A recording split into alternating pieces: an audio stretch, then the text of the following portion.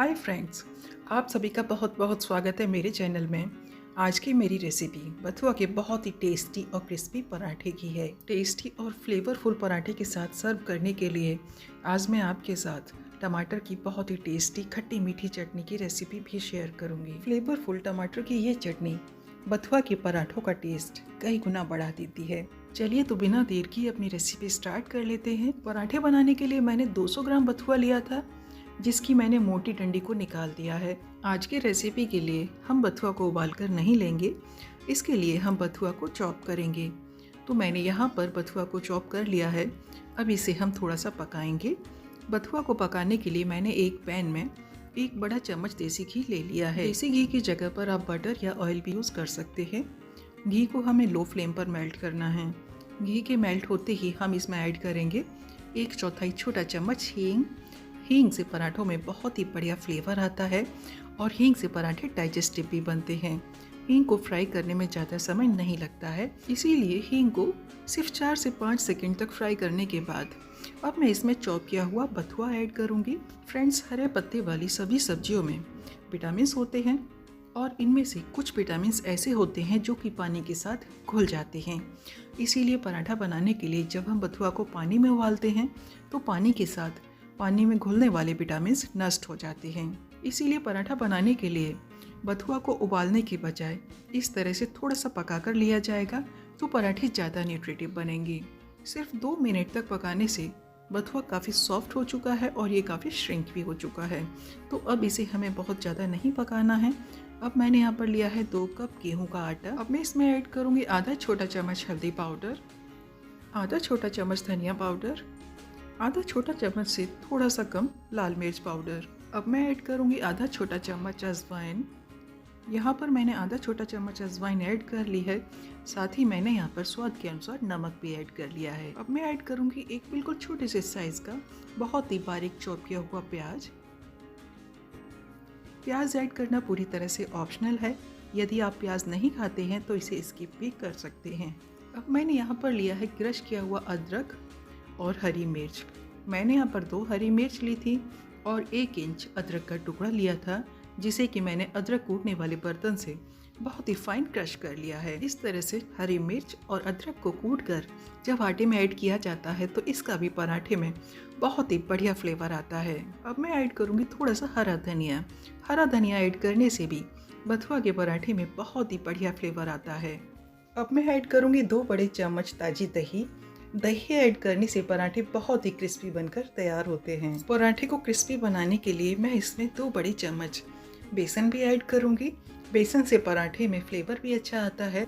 अब मैं ऐड करूंगी पकाया गया बथुआ। अब इन सभी चीज़ों को एक साथ अच्छी तरह से मिक्स कर लेना है। अभी सभी चीज़ें अच्छी तरह से मिक्स हो चुकी हैं। अब मैं इसमें थोड़ा थोड़ा पानी ऐड करके डो तैयार करूंगी। बथुआ का पराठा बनाने के लिए हमें यहाँ पर ना तो बहुत सख्त डो बनाना है और ना ही बहुत ही सॉफ्ट डो बनाना है। तो यहाँ पर हमें क्रिस्पी पराठे बनाने के लिए मीडियम कंसिस्टेंसी का डो तैयार करना है। तो ये मैंने मीडियम कंसिस्टेंसी का डो तैयार कर लिया है और अब इसमें ऐड करूँगी 1 बड़ा चम्मच देसी घी। अब इस घी के साथ इस डो को मसलते हुए थोड़ा सा स्मूथ करेंगे। घी को मैंने डो के साथ अच्छी तरह से मिक्स कर दिया है। अब ये डो रेडी हो चुका है। अब इस डो को हम 10 मिनट के लिए रेस्ट करने के लिए रखेंगे। टमाटर की चटनी बनाने के लिए मैंने यहाँ पर 250 ग्राम देसी टमाटर लिया है। देसी टमाटर थोड़ा सा खट्टा होता है, इसीलिए टमाटर की इस चटनी को बनाने के लिए हमेशा ही देसी टमाटर ही लेना चाहिए। चटनी बनाने के लिए मैं यहाँ पर 2 हरी मिर्च ले रही हूँ और 1 इंच अदरक का टुकड़ा ले रही हूँ। अब अदरक, हरी मिर्च और टमाटर इन सभी को ग्राइंड करके हमें इसकी प्यूरी बनाकर तैयार करनी है। तो ये टमाटर की प्यूरी रेडी हो चुकी है। अब हम बढ़ते हैं चटनी बनाने के स्टेप में। चटनी बनाने के लिए एक कढ़ाई में हम करीब 2 बड़े चम्मच मस्टर्ड ऑयल लेंगे। ऑयल को मीडियम फ्लेम पर धुआं उठने तक गर्म करना है। ऑयल अभी अच्छा गर्म हो चुका है। अब मैं इसमें आधा छोटा चम्मच जीरा ऐड करूँगी और आधा छोटा चम्मच ही मैं इसमें ऐड करूँगी राई। राई से इस चटनी में बहुत बढ़िया फ्लेवर आता है, इसीलिए आप इसमें राई ज़रूर ऐड करना। अब मैं इसमें 1 छोटा चम्मच सौंफ ऐड करूँगी। सौंफ ऐड करने से भी टमाटर की इस चटनी में बहुत ही बढ़िया फ्लेवर आता है, इसीलिए आप सौंफ को बिल्कुल स्किप मत करना। अब लास्ट में मैं इसमें 1 पिंच हींग ऐड करूंगी। हींग फ्लेवर देने के साथ साथ डाइजेशन को भी अच्छा करती है। अब मैं इसमें ऐड करूंगी टमाटर की प्यूरी। इसी स्टेज पर मैं इसमें ऐड करूंगी 1/4 छोटा चम्मच हल्दी पाउडर और 1 छोटा चम्मच कश्मीरी लाल मिर्च पाउडर। कश्मीरी लाल मिर्च बहुत तीखी नहीं होती हैं, लेकिन इससे चटनी में बहुत बढ़िया कलर आता है। अब सभी चीज़ों को एक साथ अच्छी तरह से मिक्स कर देना है। इसी स्टेज पर मैं इसमें आधा छोटा चम्मच से कम नॉर्मल नमक ऐड करूंगी और आधा छोटा चम्मच काला नमक ऐड करूंगी। काले नमक से चटनी में बढ़िया फ्लेवर आता है। 4 टुकड़े मैं यहाँ पर गुड़ के ऐड कर रही हूँ। गुड़ हेल्थ के लिए अच्छा होता है, आयरन का रिच सोर्स होता है और डाइजेस्टिव सिस्टम को इम्प्रूव करता है।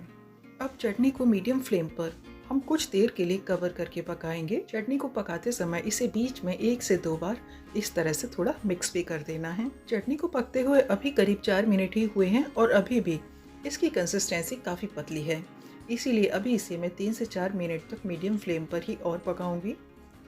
चटनी को पकते हुए अभी 4 मिनट भी हो चुके हैं और अब इसकी कंसिस्टेंसी पहले से काफ़ी थिक भी हो चुकी है। अब ये चटनी बनकर तैयार हो चुकी है। अब मैं इसमें ऐड करूँगी आधा छोटा चम्मच गरम मसाला। गरम मसाला ऐड करने के बाद गैस की फ्लेम को ऑफ कर देना है और गरम मसाले को चटनी के साथ अच्छी तरह से मिक्स करने के बाद चटनी को 1 मिनट के लिए कवर करके रख देना है। अब तक डो भी रेस्ट कर चुका है। अब इस डो को थोड़ा सा मसल कर थोड़ा सा और स्मूथ करेंगे। पराठा बनाने के लिए डो बहुत ही स्मूथ हो चुका है। अब इसे सिलेंड्रिकल शेप देने के बाद हम इसमें से एक लोई लेंगे। लोई थोड़ी सी बड़ी ही लेंगे क्योंकि बथुआ के पराठे थोड़े से मोटे ही बनाए जाते हैं, तभी वो क्रिस्पी बनकर तैयार होते हैं। अब इस लोई पर हम थोड़ा सा सूखा आटा लगाएंगे। इसके बाद हम इसे थोड़ा सा बेलेंगे। एक छोटी पूरी की बराबर बेलने के बाद हम इस पर लगाएंगे घी। आप चाहे तो ऑयल का भी यूज़ कर सकते हैं। अब इसे सील करना है। इसके लिए इसके किनारों को इस तरह से एक ही जगह पर लाकर मिलाना है। इसके सभी किनारों को एक साथ लाकर अच्छी तरह से बंद कर दें और इसके बाद इस तरह से प्रेस करके लोई बना लें। अब इस लोई पर थोड़ा सा सूखा आटा लगाकर इसे हम फिर से बेल कर तैयार करेंगे। बथुआ के पराठे को राउंड या फिर ट्रायंगल आप किसी भी शेप में बनाकर तैयार कर सकते हैं। तो ये मैंने पराठा बनाकर तैयार कर लिया है। पराठे की मोटाई चपाती से मैंने थोड़ी सी ज़्यादा ही रखी है। तो अब इसे सेकने के लिए एक तवे को मैंने मीडियम फ्लेम पर गर्म कर लिया है। पराठा बनाने के लिए तवे को हमेशा ही पहले से थोड़ा सा ग्रीस कर लेना चाहिए, तभी पराठे क्रिस्पी और अच्छे बनते हैं। हमने यहाँ पर थोड़ा सा मोटा पराठा बनाया है, इसीलिए इसे सेकने के लिए गैस की फ्लेम को मीडियम रखना है। थोड़ी थोड़ी देर के बाद पराठे को फ्लिप करते हुए सेकना है। अब इस पर हम लगाएंगे घी। आप बटर या ऑयल कुछ भी यूज़ कर सकते हैं। पराठे की दूसरी साइड को भी घी लगाकर इसे थोड़ी थोड़ी देर के बाद फ्लिप करते हुए हम सेकेंगे और पराठे को इस तरह से प्रेस करते हुए सेकना है ताकि पराठा बढ़िया सा क्रिस्पी बनकर तैयार हो सके। क्रिस्पी पराठे बनाने के लिए कभी भी गैस की फ्लेम को हाई नहीं करना चाहिए। हाई फ्लेम पर पराठे का कलर ऊपर से तो चेंज होने लगता है, लेकिन अंदर से जो पराठे का कच्चापन है वो पूरी तरह से दूर नहीं हो पाता है। तो ये देखिए, बहुत ही क्रिस्पी बथुआ का पराठा बनकर तैयार हो चुका है। इसी तरह से हम बाकी के पराठे भी बनाकर तैयार करेंगे। टमाटर की खट्टी मीठी चटनी और बथुआ के टेस्टी फ्लेवरफुल और क्रिस्पी पराठे, दोनों का कॉम्बिनेशन बहुत ही अमेजिंग होता है। विंटर सीजन के लिए तो ये रेसिपी बहुत ही परफेक्ट है। टेस्टी होने के साथ साथ इस रेसिपी से आपको पूरा न्यूट्रिशन भी मिलेगा। तो इस रेसिपी को आप एक बार जरूर ट्राई कीजिए।